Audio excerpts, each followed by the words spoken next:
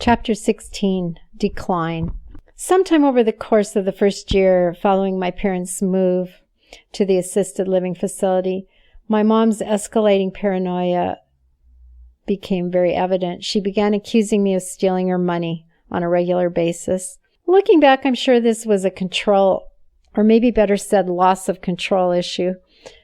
Paranoia is a common occurrence with people who have dementia. I didn't recognize this at first and really took her behavior quite personally. This accusatory behavior dragged on for a very long time.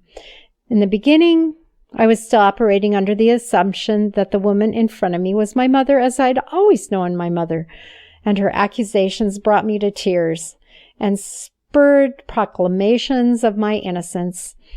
Whenever a phone call started with, "I'm so disgusted," her voice a deep whisper, my heart sank, and I knew it was not going to be a good conversation between us.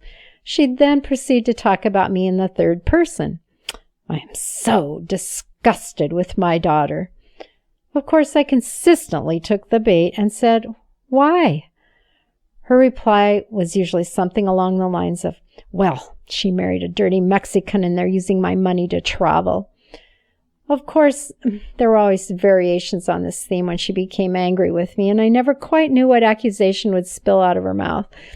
I always attempted to reason with her, but to no avail. Early on, I often argued, defended, cajoled, or cried, inevitably raising my own voice in disagreement. And though it took quite a long time, eventually, I realized these responses only served to infuriate or devastate her.